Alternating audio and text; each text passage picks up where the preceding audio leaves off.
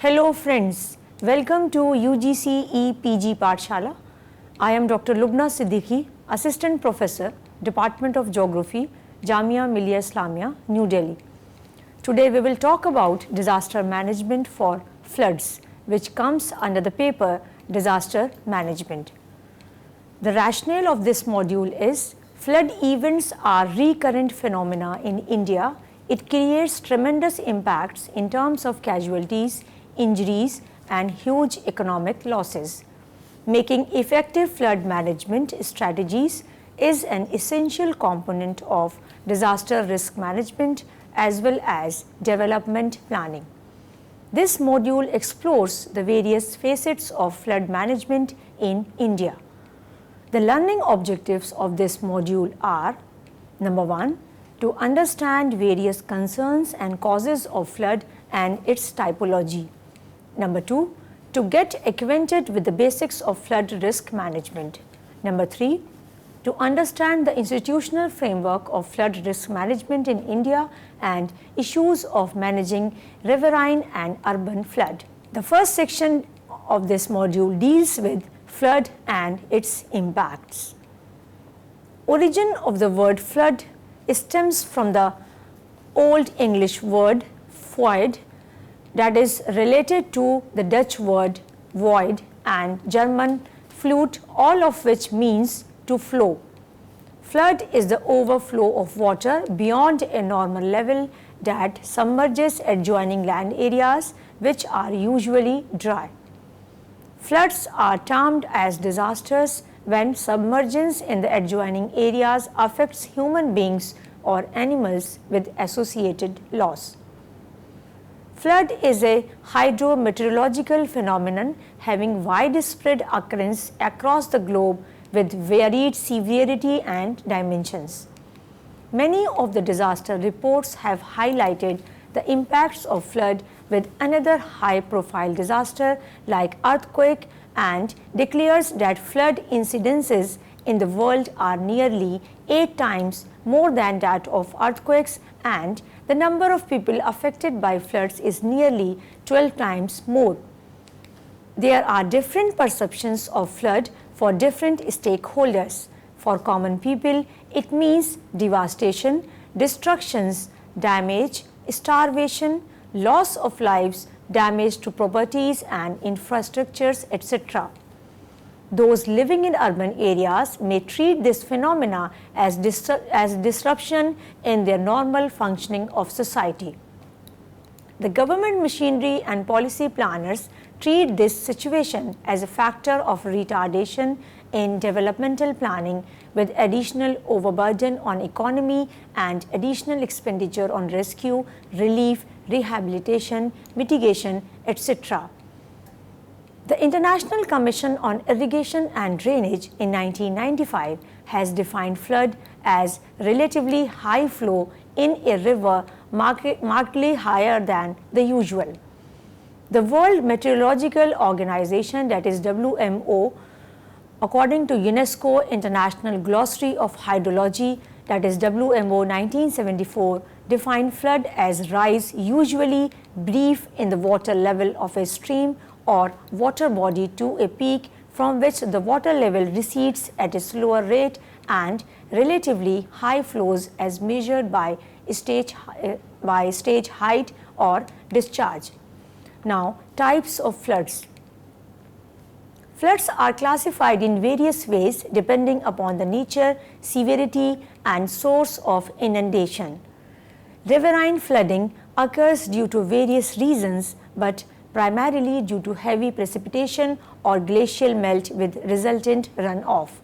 The increased discharge in river channels with decreasing carrying capacities leads to overflow, causing inundation in the adjoining low-lying areas.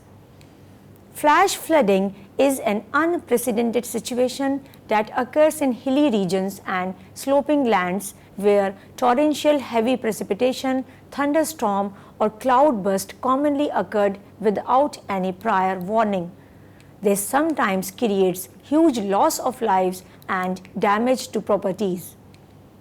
Urban flooding occurs in regions where developmental planning has not been in tune with the geomorphological, ecological and environmental setup that results in the increased vulnerability of urban areas. Many urban agglomerations in India are suffering from the problem of flooding even after moderate rainfall. The situation aggravates when rainwater mixes up with drain water, causing additional problems including spread of epidemics. Coastal flooding occurs due to a number of reasons like cyclones and associated storm surge, high tides, tsunami, etc., wherein the low-lying areas in coastal tracts are inundated, as a result of which losses occur on a larger scale. In addition, salinity increases in the coastal groundwater and wells. Now, glacial lake outburst flood, that is GLOF. It occurs in the downstream of glacial regions where glaciers holding large quantities of water suddenly release them due to melting of ice jam. Glacial outburst is one of the prime reasons of flash floods in some of the Himalayan rivers. Cloudburst flooding. It is the manifestation of climate change and hydrological imbalance that primarily occurs in the form of sudden heavy rainfall. Cyclonic circulations in monsoon may also lead to cloudburst. Cyclone and storm surge flooding mainly occurs in coastal areas due to rainstorms associated with low pressure systems. Movement of cyclonic storms in quick succession leads to severe flooding, especially in low-lying coastal areas. Now, what affects floods? Floods are affected by many factors which include extreme rainfall, construction of dams, rivers' behavior and embankments. The other significant reasons include congestion in the drainage channels due to roads, railways, canals. The haphazard growth of industrial and urban establishments may also create flood in a given location. Lack of forest or deforestation, local water systems, landslides, soil erosion, destruction and creation of natural dams, earthquakes, glaciers, sea tides and climate change are some of the factors aggravating of creating flood situation in the country. The flood protection in one area could also result in the floods of other areas. For example, construction of embankments in few areas can create flood occurrence downstream or upstream. Embankments often act as flood transfer mechanism as they transfer floods from a given area to their downstream areas. The floods that occur in a given area due to breach of embankments therefore are different to floods in the absence of embankments. During embankment overtopping, the floods are usually sudden with greater speed, can have increased quantity of sand and could inundate for a longer time as compared to floods during the absence of embankments. Natural dams created by landslides or glacial lakes and their outburst or overflow may lead to a large quantity of water flowing in the streams quickly, leading to flash floods.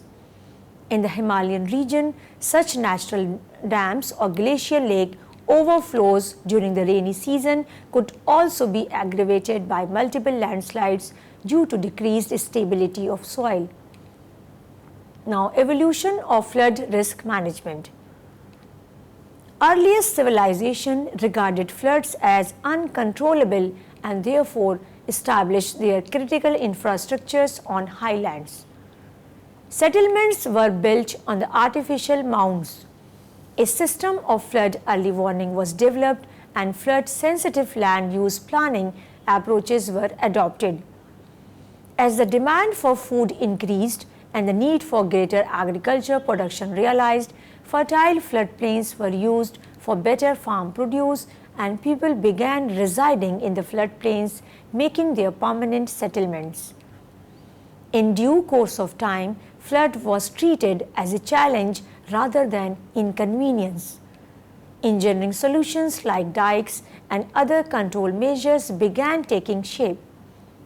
Attempts were also made to deal with floods through structural protection and diversion of flood flow, but flood damages continued to rise. Thus, the need of paradigm shift emerged from adopting both structural and non-structural mitigation measures. Thus, the concept of floods risk management emerged.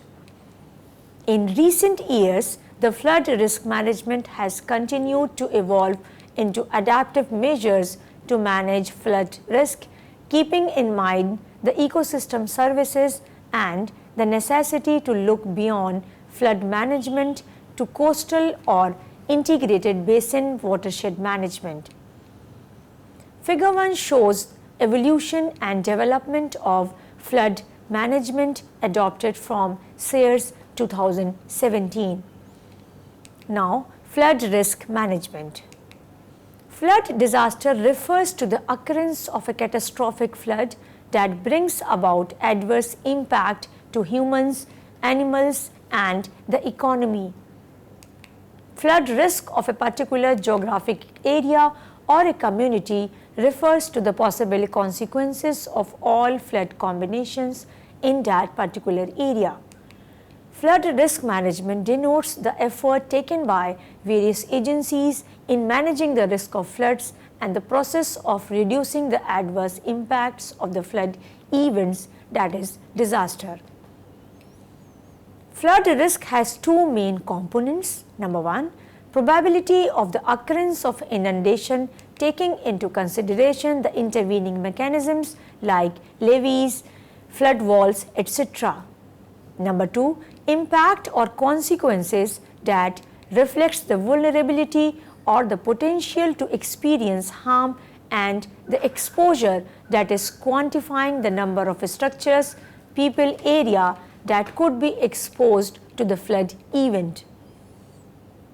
In order to have an effective flood risk management in place, there is a need to adopt flood risk management strategies that consist of the following components. Number 1, flood risk prevention. It aims to decrease consequences of flood event by decreasing exposure of property and people by measures that discourage or prohibit development in flood-prone or high flood risk areas. The focus of this strategy is to keep people away from water, according to Redgever et al. In 2016, by restricting the construction of buildings in flood-prone areas. Number 2, flood defense mechanism. It includes measures to decrease probability of flooding incidents. The measures could be structural or a blend of structural and non-structural measures such as dikes, embankments, or increasing capacity of existing water channels, increasing upstream water retention, and focusing on keeping water away from people, according to Redgever et al. 2016. Number 3, flood risk management mechanism decrease the magnitude or severity of impacts through measures in the vulnerable areas that includes flood zonation, regulations for flood-proof buildings, etc. Number 4, flood preparation and response measures involve the development of early warning systems, flood disaster management, and response plans, and effective preparedness and utilization of resources to respond to floods to alleviate suffering during the flood event or disaster. Number 5, flood recovery. It includes the reconstruction activities, compensation of losses through public or private insurance schemes, integrating flood risk prevention, defense, and mitigation into the activities. Flood risk management involves various processes in the 4 facets of disaster management. In the mitigation stage, measures like assessment of flood risk, incorporating flood risk in land use planning, planning and constructing measures like levees, embankments, reservoirs, etc., and adopting non-structural measures, that is flood zonation, for flood prevention and enhancing the natural water retaining capacity of the flood plains or urban area can be undertaken. The preparedness activities include the strengthening of communities to deal the emergent situations of flood, as well as behavioral changes to adhere to flood zones, as well as awareness generation towards do's and don'ts during floods.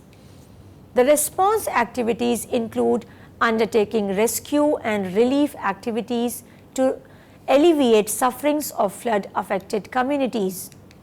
The recovery after flood incident must ensure resilient reconstruction and planning for budgeting reconstruction activities. Figure 2 shows flood risk management adopted from SECOM.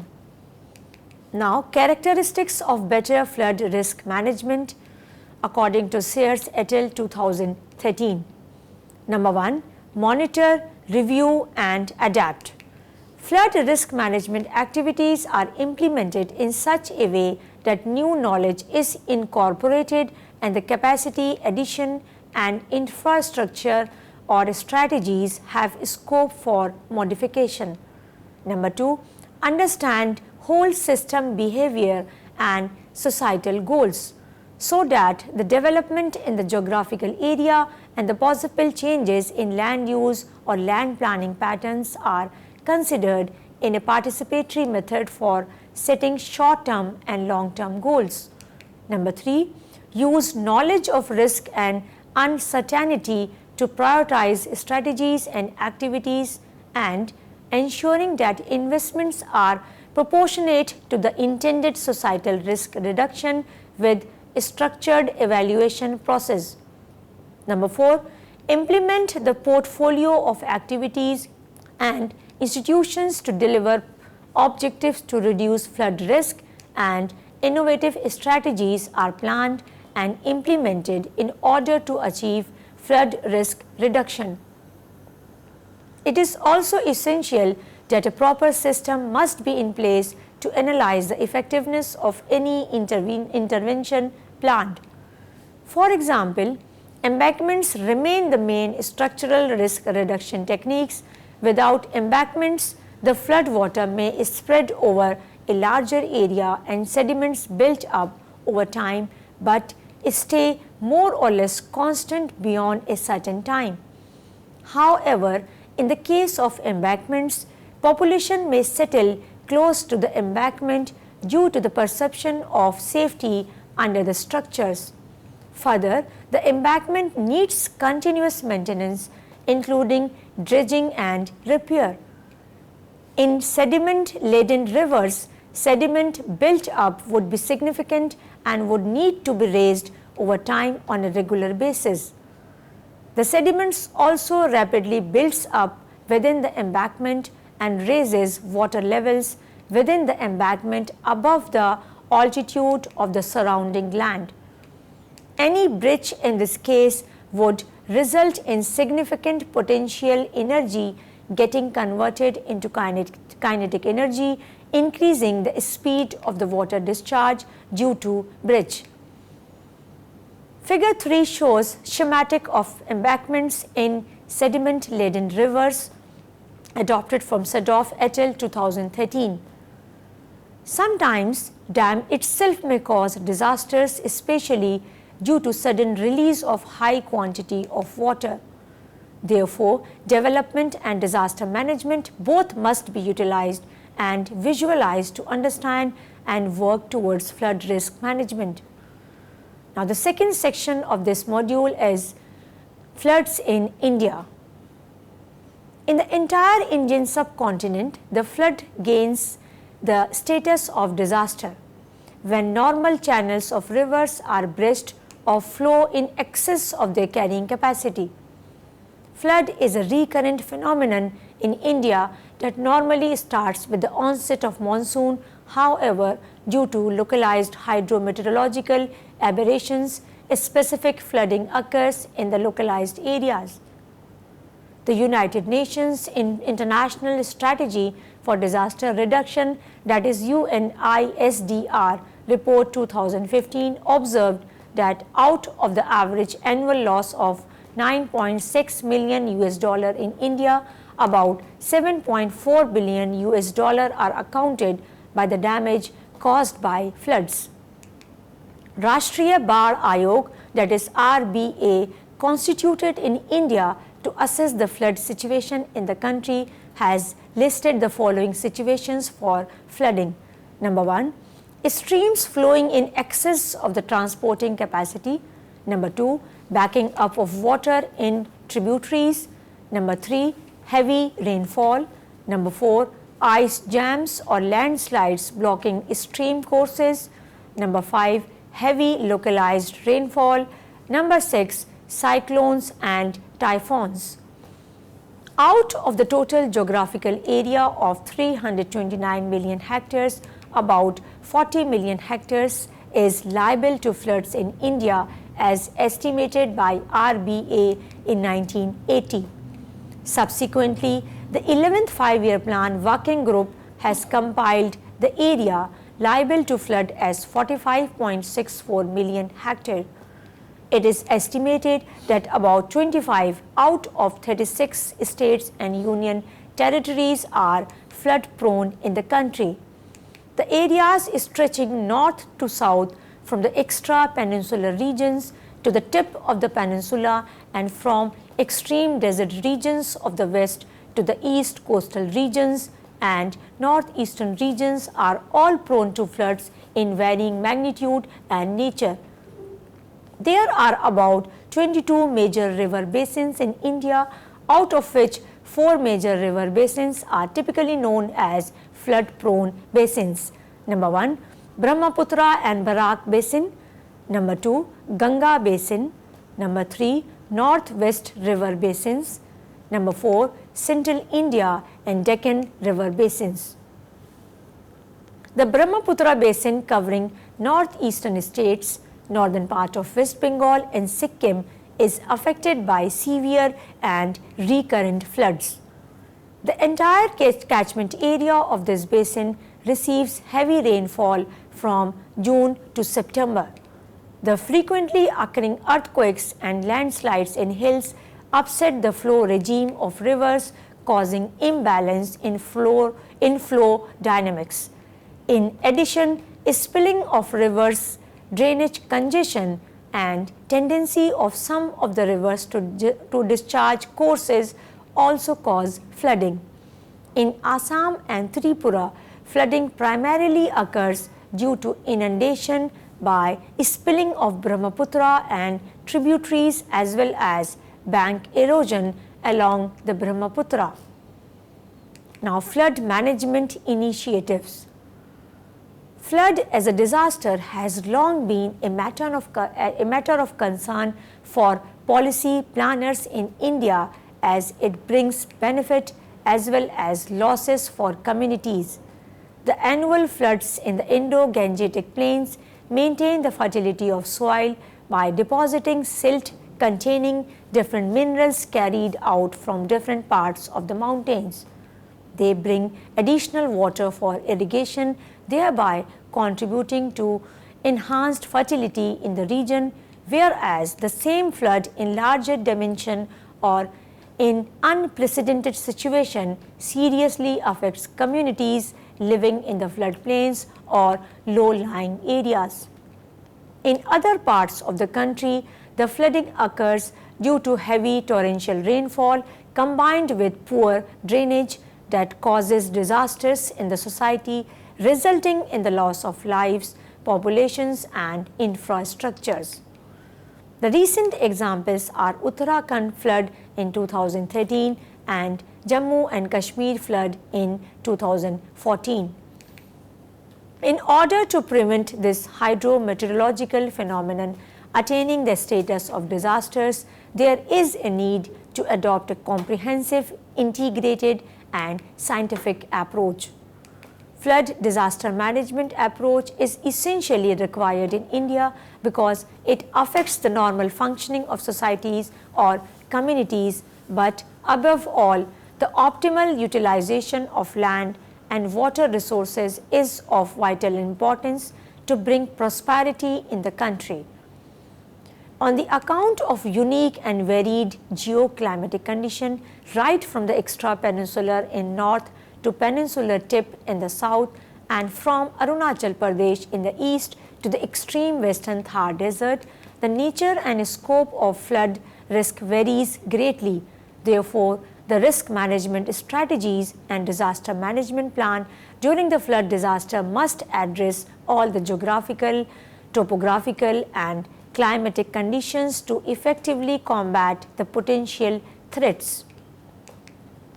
The National Water Policy has suggested that there should be a master plan for flood control and management for each flood-prone basin. It is essential to promote watershed management practices through water management, soil conservation, catchment area development, etc., to reduce the intensity of floods. The systematic approach of flood management and mitigation in India at the policy level was started by the Government of India in the year 1954 after the unprecedented floods in different parts of the country. A policy statement by the Ministry of Planning, Irrigation and Power was placed before the Parliament under two separate categories: floods in India, that is problems and remedies, and the floods in the country. The objective was to suggest a comprehensive framework for the management of flood disasters in the country. Since then, various committees have been constituted from time to time to suggest recommendations, strategies and policies on various flood management and mitigation issues. Though several flood policy initiatives were taken by the Government of India to minimize the menace of floods in the country, the one which is of greatest significance was the constitution of Rashtriya Bar Ayog, that is RBA. In 1976, the government constituted RBA under the chairmanship of Mr. Jaisukhal Hathi, the then governor of Punjab, Haryana, to look into the contemporary situation of floods in the country and to carry out in-depth study of the long-term flood management approach. This was the most comprehensive study of flood carried out by any committee since independence.